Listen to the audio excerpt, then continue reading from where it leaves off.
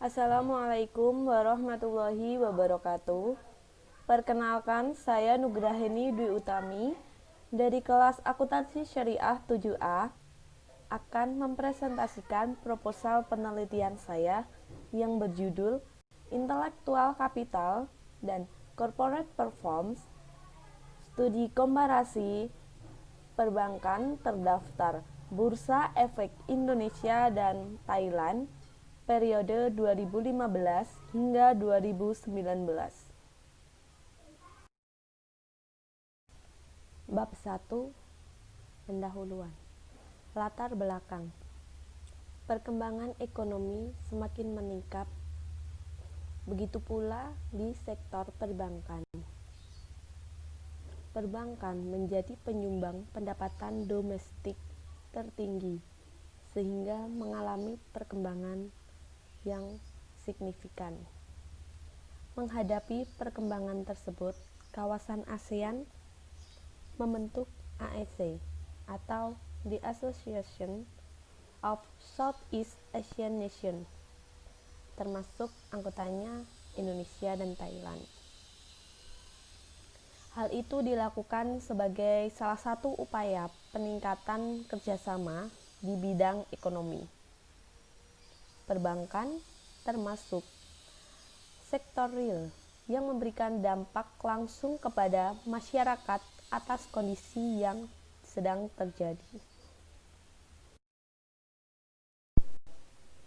Kinerja perusahaan, pengukurannya terdapat 3, antara lain kinerja operasional, kinerja bisnis, dan kinerja keuangan.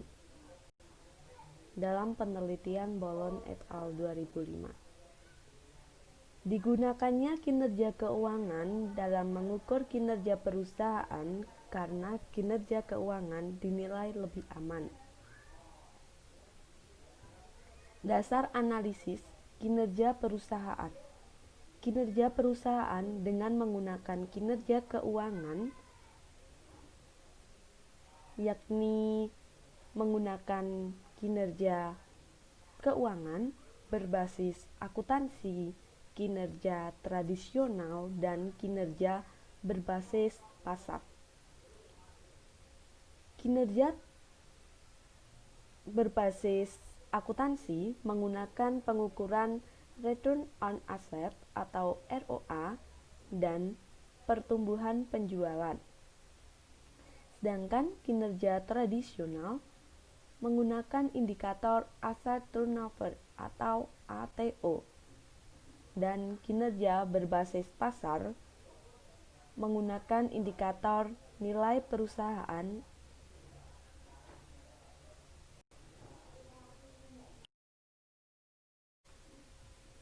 penelitian sebelumnya yang berkaitan dengan modal intelektual dan kinerja perusahaan pernah dilakukan oleh Smriti di tahun 2018 yang menemukan hasil bahwa penggunaan intelektual kapital yang baik akan memberikan dampak baik pula pada kinerja perusahaan, sehingga dapat dikatakan intelektual kapital berpengaruh signifikan terhadap kinerja perusahaan.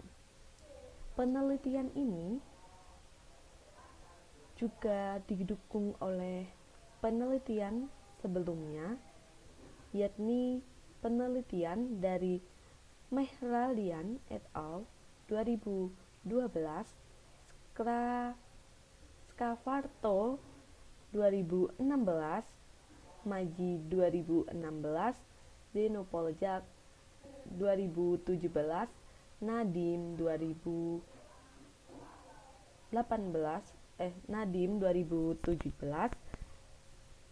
dan Mohapatre et al. 2019, Inayah et al. 2020, dan Hu dan Liu 2020. Penelitian yang berkaitan antara modal intelektual dan kinerja perusahaan biasanya berbeda terdapat pada hasil dari komponen pada intelektual kapital. Identifikasi masalah. Yang pertama, masih adanya kesenjangan literatur intelektual kapital terhadap corporate performance. Yang kedua, belum adanya pemanfaatan intelektual kapital secara optimal di Indonesia dan di Thailand sebagai negara berkembang. Karena intelektual kapital merupakan aset tak berwujud sehingga dampaknya tidak langsung diberikan atau dirasakan oleh perusahaan saat ini juga. Dan yang ketiga, dampak intelektual kapital pada corporate performance di kategori negara berkembang, yaitu Indonesia dan Thailand. Batasan masalahnya antara lain periode penelitian adalah 2015 hingga 2019. Yang kedua, penelitian menggunakan sektor perbankan, listing Bursa Efek Indonesia dan Thailand yang terdaftar di 25 bank ASEAN berdasarkan jumlah aset. Dan yang ketiga, variabel penelitian adalah intelektual kapital dan corporate performance.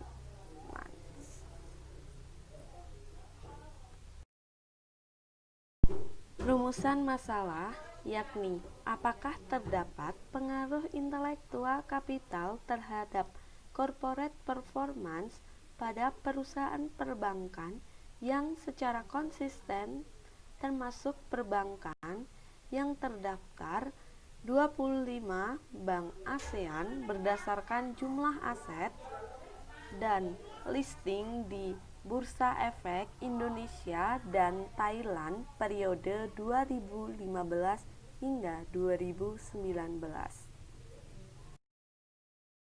Tujuan penelitian ini adalah untuk mengetahui apakah terdapat pengaruh antara intelektual kapital dan corporate performance pada perusahaan perbankan yang secara konsisten terdaftar di Bursa Efek Indonesia dan Thailand dan termasuk terdaftar 25 bank ASEAN berdasarkan jumlah aset dalam periode 2015 hingga 2019.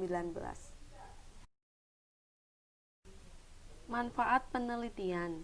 Yang pertama, sebagai tambahan literatur akuntansi mengenai perbandingan dampak modal intelektual terhadap kinerja perusahaan di Indonesia dan Thailand.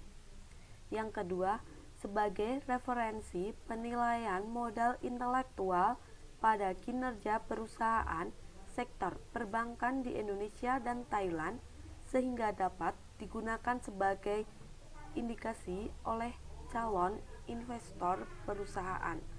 Dan yang ketiga, sebagai bahan pertimbangan bagi manajer dalam mengelola modal intelektual yang dimiliki perusahaan. Selanjutnya, bab 2, landasan teori. Pertama, resource-based theory. Resource-based theory menyatakan bahwa sumber daya terdiri dari sumber daya berwujud dan sumber daya tidak berwujud yang dimiliki oleh perusahaan. Smriti 2018. Resource-based theory menjadi pendekatan dengan menggunakan pemahaman antara sumber daya, kapabilitas, dan profitabilitas dalam mempertahankan keunggulan kompetitif perusahaan.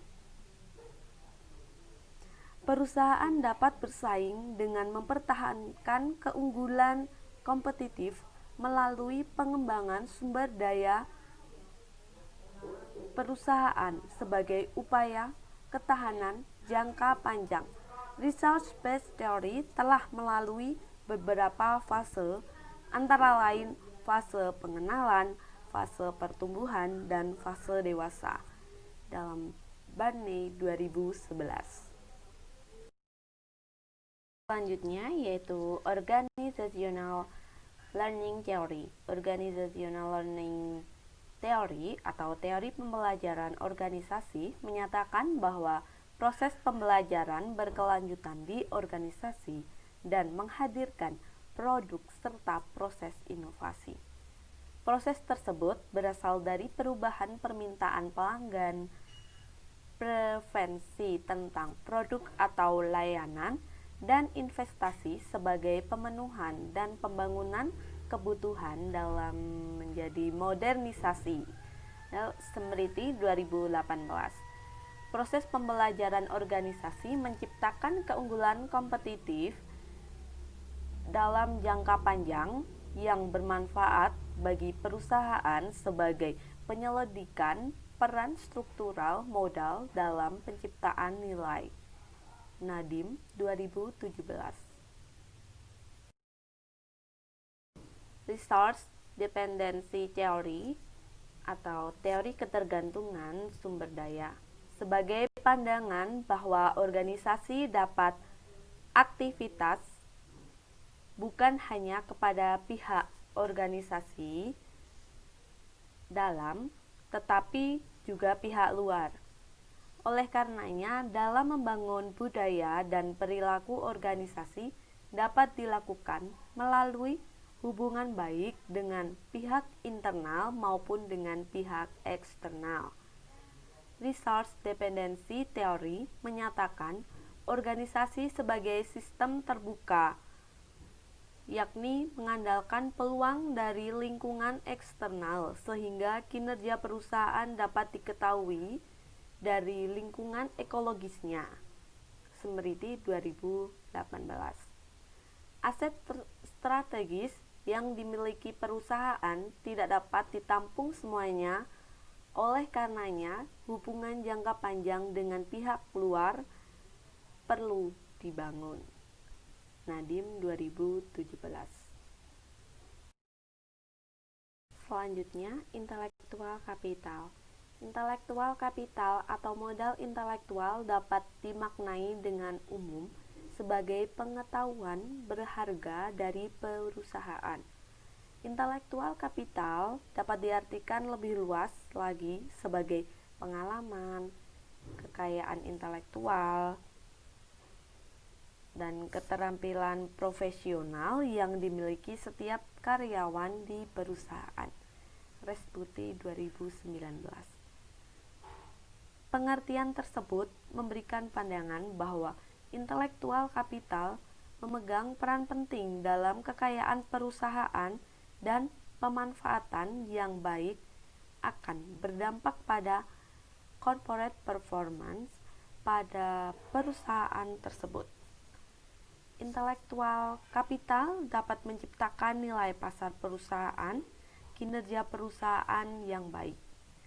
Komponen yang telah disepakati oleh berbagai peneliti intelektual kapital yakni ada HC atau Human Capital, SC atau Structural Capital, dan CE atau Capital Employed. Smriti 2018. Corporate Performance. Corporate performance atau kinerja perusahaan dapat diartikan dengan hasil kegiatan manajemen yang dilakukan pada perusahaan. Ukuran kinerja perusahaan terbagi menjadi 3, antara lain kinerja operasional, kinerja bisnis, dan kinerja keuangan. Zenopoljak dan Cadi Yacob 2017. Kinerja digunakan sebagai ukuran kinerja perusahaan didasarkan dengan kinerja operasional maupun kinerja bisnis dapat menimbulkan ketidakpastian. Oleh karenanya dipilihlah kinerja keuangan. Pengukuran dalam penelitian menggunakan pengukuran yang banyak digunakan oleh peneliti sebelumnya.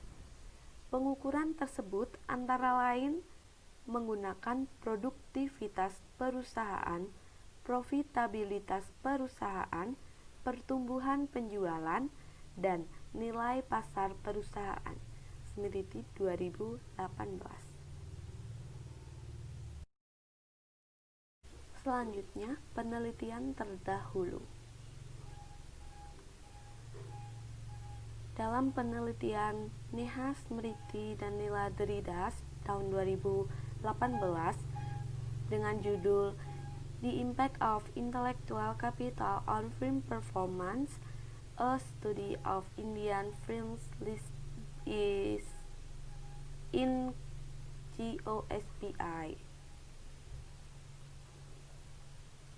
Dengan variabel independen modal intelektual, variabel dependen kinerja perusahaan, variabel kontrol ukuran dan kapasitas fisik, menghasilkan kinerja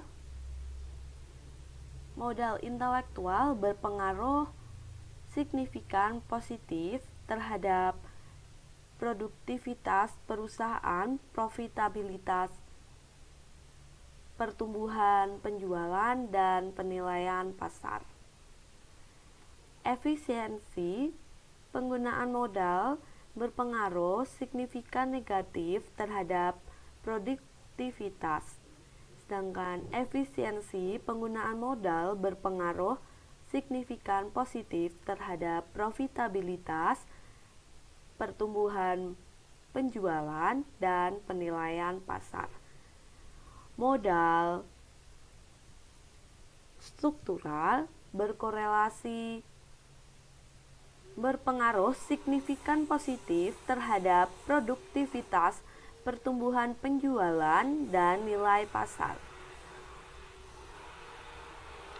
Modal struktural juga tidak berpengaruh signifikan terhadap produktivitas. Efisiensi modal manusia berpengaruh signifikan positif terhadap produktivitas perusahaan, dan yang terakhir, efisiensi modal manusia berpengaruh signifikan negatif terhadap profitabilitas, pertumbuhan penjualan, dan nilai pasar perusahaan.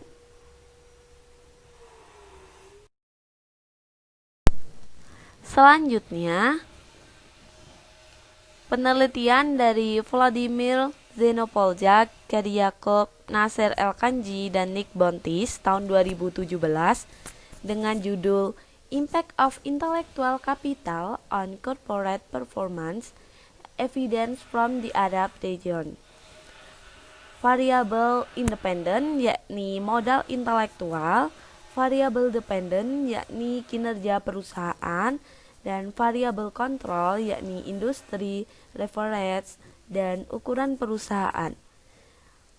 Menghasilkan yang pertama, hasil penelitian ambigu. Yang kedua, pengaruh modal intelektual terhadap kinerja perusahaan, yakni laba perusahaan, profitabilitas, efisiensi perusahaan, dan pasar perusahaan, tergantung komponen yang mempengaruhi. Selanjutnya, modal struktural dan fisik berpengaruh signifikan terhadap penghasilan dan profitabilitas. Dan yang terakhir, modal fisik berpengaruh terhadap efisiensi perusahaan. Lalu, sumber daya manusia berpengaruh terhadap kinerja pasar.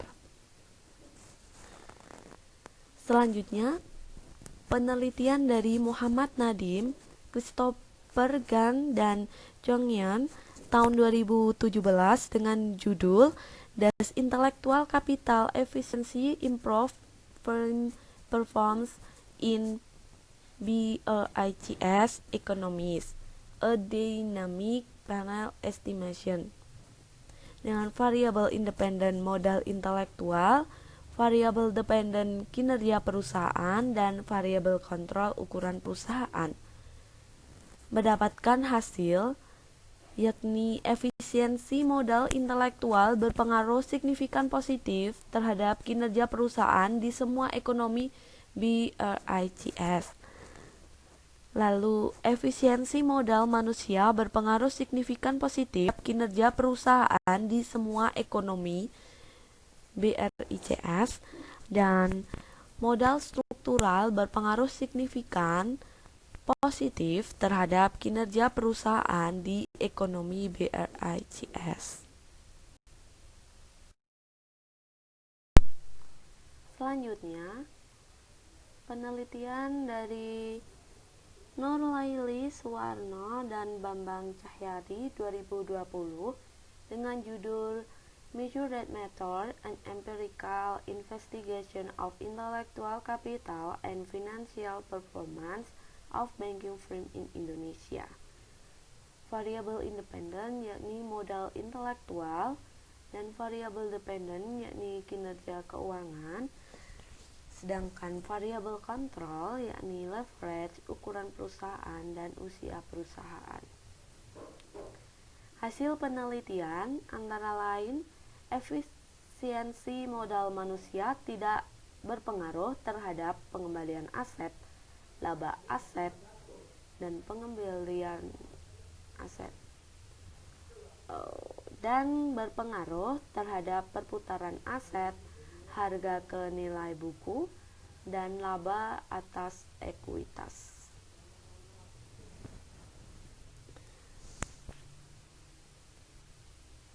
Hasil kedua yakni efisiensi modal struktural berpengaruh terhadap pengambilan aset, laba atas ekuitas, dan tidak berpengaruh terhadap perputaran aset, harga ke nilai buku,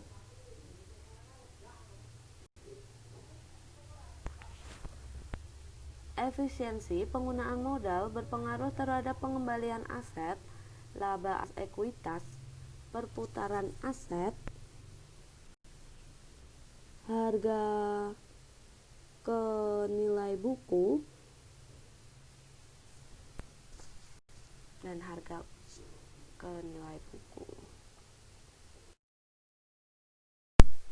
Selanjutnya, penelitian dari Siri Notes Intakon 2015 yang berjudul The Relationship Between Intellectual Capital, Firms Market Value, and Financial Performance, Empirical Evidence from the ASEAN. Variabel independen yakni modal intelektual, variabel dependen yakni nilai pasar dan kinerja keuangan perusahaan, dan variabel kontrol yaitu ukuran perusahaan, tingkat inflasi, dan umur perusahaan, menghasilkan antara lain efisiensi perusahaan tidak berbeda di seluruh negara ASEAN.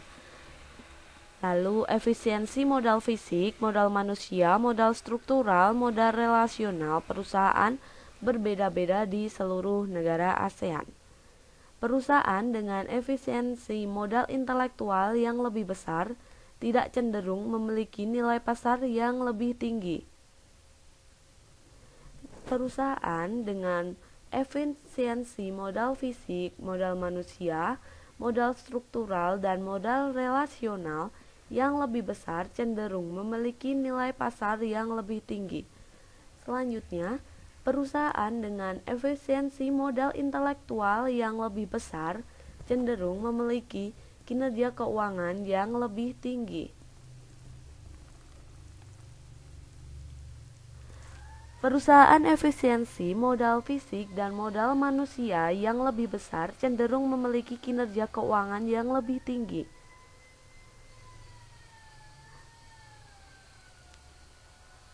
Dan perusahaan dengan efisiensi modal struktural dan modal relasional yang lebih besar tidak cenderung memiliki kinerja keuangan yang lebih tinggi. Selanjutnya, penelitian dari Tessa Sutanto dan Pei Von Lim tahun 2019 dengan judul Intellectual Capital in Indonesia Dynamic Panel Approach. Variabel independennya adalah modal intelektual, lalu variabel dependennya yaitu kinerja keuangan perusahaan, dan variabel kontrol yaitu ukuran dan industri. Hasilnya antara lain MVAIC berhubungan positif dan signifikan dengan kinerja perusahaan. HCE/RCE tidak berhubungan positif dengan kinerja perusahaan. SCE/CEE berhubungan positif dan signifikan dengan kinerja perusahaan. MVAIC tidak berhubungan positif dengan nilai pasar perusahaan. HCE, SCE, RCE, dan CEE tidak berhubungan positif dengan nilai pasar perusahaan. Pengaruh intelektual kapital terhadap kinerja perusahaan tidak lebih tinggi pada industri pengetahuan tingkat tinggi daripada industri tingkat rendah. Selanjutnya yaitu penelitian dari Dai Bien Tan dan Dak Hong Fu 2018 yang berjudul Should Bankers Be Concerned with Intellectual Capital? A Study of the Thai Banking Sector. Variabel independennya modal intelektual, variabel dependen kinerja keuangan, dan variabel kontrolnya risiko kredit, likuiditas, dan ukuran perusahaan. Hasil penelitian tersebut antara lain kinerja intelektual atau VAIC berpengaruh positif dan tidak signifikan terhadap kinerja keuangan yaitu ROA di bank-bank yang terdaftar di Thailand. Yang kedua, CEE berpengaruh positif terhadap kinerja keuangan ROA pada bank. Lalu HCE berpengaruh positif terhadap kinerja keuangan ROA pada bank-bank terdaftar di Thailand, dan SCE tidak memiliki pengaruh terhadap kinerja keuangan yaitu ROA pada bank-bank yang terdaftar di Thailand. Selanjutnya, penelitian oleh Ranjit Tiwari dan Harisankar Vidyarthi tahun 2017 berjudul Intellectual Capital and Corporate Performance: A Case of Indian Banks. Dengan variabel independen modal intelektual, variabel dependen kinerja keuangan perusahaan, dan variabel kontrol ukuran dan leverage. Penelitian tersebut menghasilkan IC berhubungan positif terhadap kinerja perusahaan perbankan di India. Komponen IC tidak seluruhnya berhubungan positif terhadap kinerja perusahaan perbankan di India. Yang berpengaruh hanyalah modal manusia dan modal struktural. Dan yang terakhir yaitu efisiensi IC bank sektor swasta lebih baik daripada bank sektor publik di India. Selanjutnya, kerangka teori. Dalam penelitian diketahui variabel independennya yaitu intellectual capital, variabel dependennya corporate performance, sedangkan variabel kontrolnya yaitu firm size dan physical capacity. Intellectual capital memberikan pengaruh terhadap kinerja perusahaan saat diterapkan baik oleh manajemen perusahaan. Smriti 2018. Sehingga didapatkan kerangka teori seperti gambar, yaitu variabel independen yakni intellectual capital dengan VAICTM memberikan pengaruh kepada variabel dependen yaitu corporate performance dengan pendekatan kinerja keuangan, dan diberikan pengaruh kontrol variabel, firm size, dan physical capacity. Lalu, hipotesis penelitian. Intelektual kapital menjadi potensi baik untuk kinerja perusahaan di masa depan melalui pelatihan, pengalaman, dan keterampilan untuk menciptakan produk baru dan inovasi produk. Zinopolja et al. 2017. Pernyataan tersebut didukung dengan didapatkan hubungan signifikan positif antara modal intelektual terhadap kinerja perusahaan kecuali nilai pasar. Dalam penelitian Nadine 2017. Hasil tidak adanya hubungan antara modal intelektual terhadap kinerja perusahaan dengan nilai pasar terjadi di negara-negara ASEAN dalam penelitian Mintrackon 2015. Adanya ketidakpastian pengaruh modal intelektual melalui komponennya terhadap kinerja perusahaan menjadikan penelitian menghasilkan hasil yang ambigu, seperti yang ditemukan oleh Zinopoljak tahun 2017. Hasil mendukung lainnya yakni adanya pengaruh positif antara modal intelektual terhadap kinerja perusahaan juga pernah didapatkan oleh Smriti tahun 2018. Berdasarkan penjelasan di atas, didapatkan hipotesis satu, yaitu intelektual kapital berpengaruh positif terhadap corporate performance perbankan di Indonesia dan Thailand. Bab 3. Metodologi penelitian. Waktu dan lokasi penelitian. Waktu penelitian yang direncanakan yaitu Oktober 2020 sampai dengan selesai. Penelitian dilakukan pada perusahaan perbankan yang terdaftar di Bursa Efek Indonesia dan Thailand periode 2015 hingga 2019. Jenis dan desain penelitian. Jenis penelitian ini adalah penelitian kuantitatif. Metode penelitian kuantitatif adalah metode penelitian yang datanya berkaitan dengan angka-angka dan penggunaan statistik sebagai analisisnya. Sugiono 2015.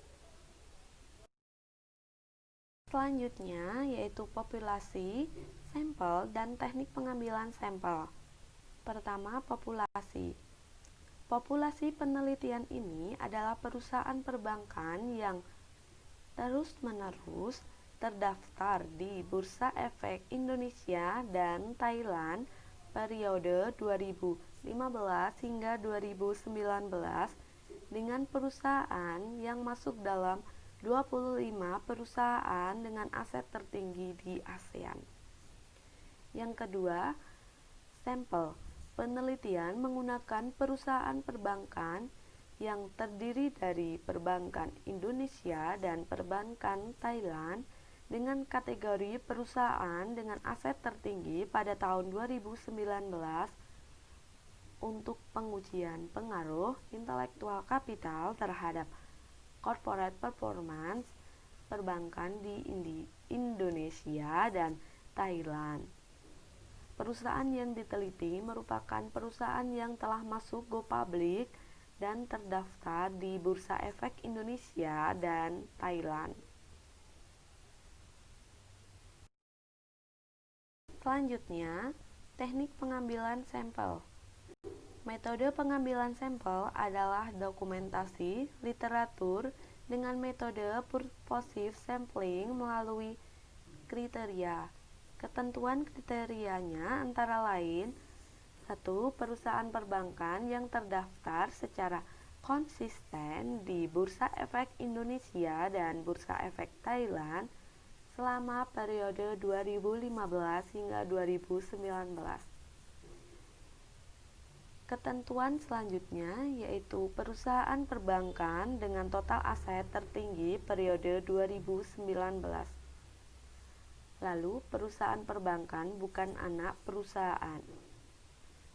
Selanjutnya, perusahaan dengan kelengkapan data terkait variabel yang digunakan dalam penelitian.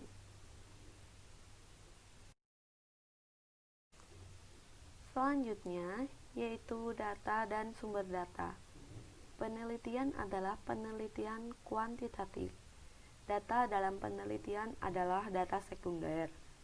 Data diperoleh dari Bursa Efek Indonesia, yakni dengan mengakses www.ide.co.id, dan Bursa Efek Thailand dengan mengakses www.set.or.th, dan literatur-literatur lainnya yang berhubungan dengan penelitian. Data untuk penelitian antara lain laporan keuangan tahunan atau annual report periode 2015 hingga 2019 yang diterbitkan perusahaan perbankan sebagai objek penelitian. Yang kedua, laporan total aset dan laporan laba rugi perusahaan untuk periode 2015 hingga 2019. Selanjutnya, teknik pengumpulan data. Teknik pengumpulan data penelitian dengan teknik dokumentasi dan literatur atau studi pustaka dengan mengunduh melalui website Bursa Efek Indonesia dan Bursa Efek Thailand periode 2015 hingga 2019. Kemudian, variabel penelitian. Pertama, variabel independen. Variabel independen adalah variabel yang menjelaskan atau mempengaruhi variabel lain dan diduga sebagai sebab. Indiantoro dan Bambang 1999 dan Sugiono 2015. Variabel independen dalam penelitian yaitu intellectual capital dengan value added intellectual capital atau VAICTM dari publik. Yang kedua, variable dependent. Variable dependent adalah variabel yang dijelaskan atau dipengaruhi oleh variabel independen dan diduga sebagai akibat. Dalam Indriantoro dan Bambang 1999 dan Sugiono 2015. Variabel dependen dalam penelitian yaitu corporate performance dengan pengukuran produktivitas perusahaan, profitabilitas perusahaan, pertumbuhan penjualan, dan nilai pasar perusahaan. Dan yang ketiga yaitu variabel kontrol. Variabel kontrol adalah variabel yang dikendalikan atau variabel konstan sehingga variabel independen terhadap variabel dependen tidak dipengaruhi faktor dari luar yang bukan diteliti. Sugiono 2015. Variabel kontrol dalam penelitian ini yaitu firm size dan physical capital. Selanjutnya, definisi operasional variabel. Pertama, variabel dependent, yakni produktivitas perusahaan dengan pengukuran ROA. ROA yaitu pendapatan operasional dibagi total aset. Kedua, profitabilitas perusahaan dengan ATO. ATO sama dengan total pendapatan dibagi total aset. Ketiga, pertumbuhan penjualan menggunakan SG, pertumbuhan penjualan.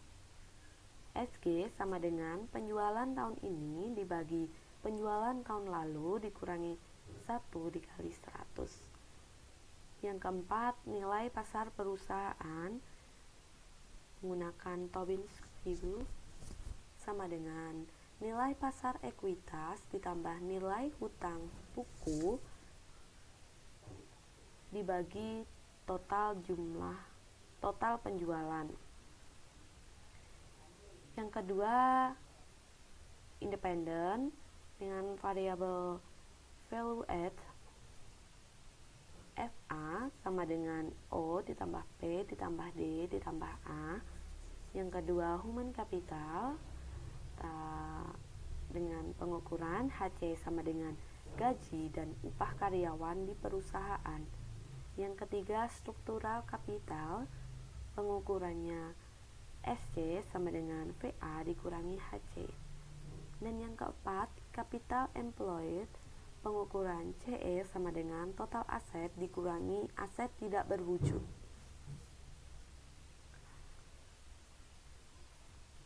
Selanjutnya, yakni Human Capital Efficiency dengan pengukuran HCE sama dengan VA dibagi HC. Struktural Capital Efficiency, pengukuran SCE sama dengan SC per VA. Lalu, Capital Employed Efficiency dengan pengukuran CEE sama dengan VA dibagi aset bersih. Lalu, Value at Intellectual Capital Efficiency, pengukurannya yakni VAIC sama dengan HCE ditambah SCE ditambah CEE. Variable control yakni firm size dengan pengukuran size sama dengan LN total aset. Lalu physical capital dengan pengukuran PC sama dengan aset tetap dibagi total aset. Selanjutnya, teknik analisis data. Penelitian ini menggunakan teknik analisis regresi linear berganda atau multiplate linear regression method dengan menggunakan alat bantu SPSS 22. Tujuan penggunaan teknik ini yaitu untuk memperoleh gambaran menyeluruh hubungan antar variabel. Variabel dependennya adalah corporate performance dengan pengukuran ROA, TO, Tobin Q, dan SG, sedangkan variabel independennya adalah intellectual capital. Pertama, statistik deskriptif. Statistik deskriptif terdiri dari perhitungan dengan modus standar deviasi maksimum minimum dari setiap sampel. Pengujian dilakukan untuk memperoleh deskripsi distribusi dari sampel tersebut. Yang kedua, uji asumsi klasik. Penelitian ini dilakukan uji asumsi klasik sebelum melakukan uji hipotesis, agar model regresi tepat dan bias dapat terkurangi. Uji asumsi klasik tersebut antara lain A. Uji normalitas. Uji normalitas digunakan untuk menguji kenormalan residual. Uji ini diuji dengan menggunakan statistik non-parametric Kolmogorov-Smirnov atau KS. Ketentuan data lolos uji yaitu nilai signifikansi lebih dari 0,05. B. Uji multikolonialitas. Uji multikolonialitas bertujuan untuk mengetahui korelasi antar variabel. Multikolonialitas terjadi saat nilai tolerance lebih kecil dari 0,1. Uji ini dilakukan untuk mendapatkan nilai VIF. Bila nilai lebih dari 10, maka dapat dikatakan bahwa data dapat dipercaya dan objektif. C. Uji heteroskedastisitas. Uji heteroskedastisitas digunakan untuk mengetahui ada tidaknya ketidaksamaan varian residual di model.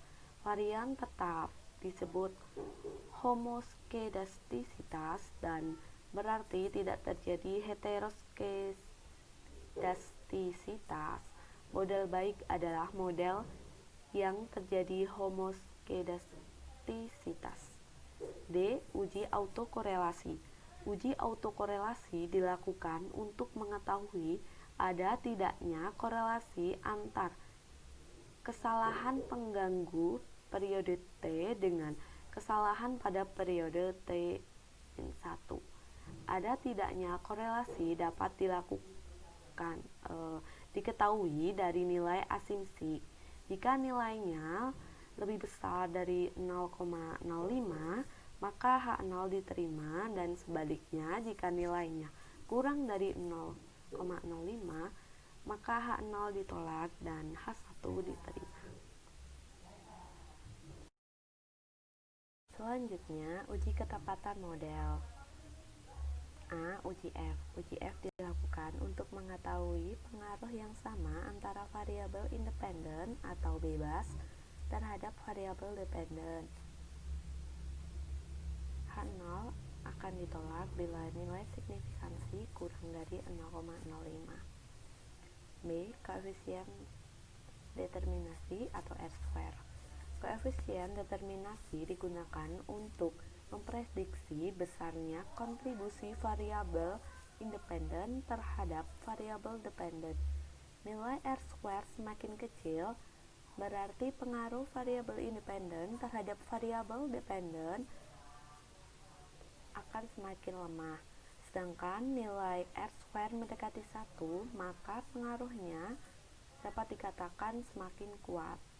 Jika didapatkan nilai R-square negatif, maka tidak ada pengaruh variabel independen dengan variabel dependennya. Selanjutnya, analisis regresi berganda. Analisis regresi berganda digunakan untuk menguji pengaruh beberapa variabel independen terhadap variabel dependennya. Model yang digunakan yaitu VAIC IT sama dengan alfa ditambah beta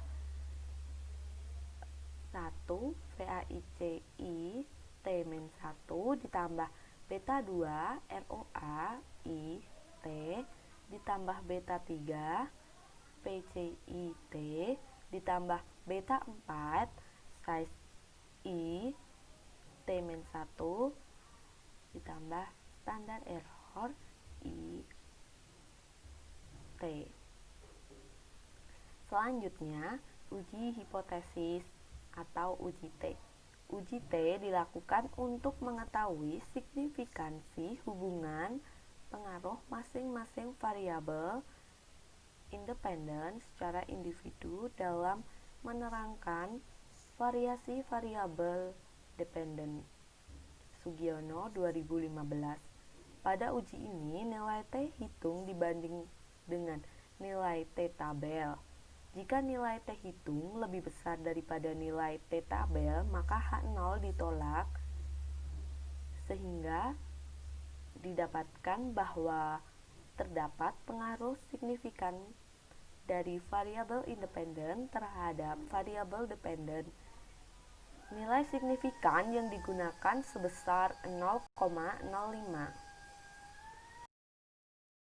Demikian presentasi proposal penelitian saya. Banyak kurangnya saya mohon maaf. Terima kasih atas perhatiannya. Wassalamualaikum warahmatullahi wabarakatuh.